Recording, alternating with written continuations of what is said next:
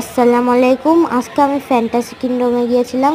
Fantasy কিংডমের মধ্যে তারা একটি জায়গায় খুব সুন্দর করে বাংলাদেশের কিছু ঐতিহাসিক নিদর্শন বানিয়েছে।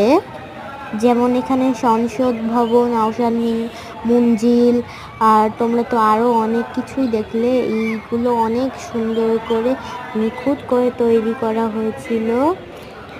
আর এইদিকে অনেক সুন্দর গাছও ছিল,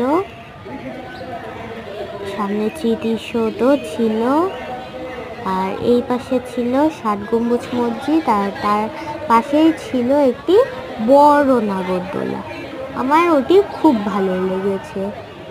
এই 7 গম্বুজ মসজিদটি কিন্তু অনেক সুন্দর করে বানানো হয়েছে, তোমাদের একটু দেখাই।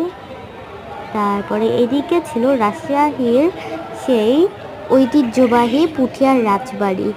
আমাদের বাড়িও রাজশাহীতে, তাই এটি দেখে আমার খুব ভালো লেগেছিল।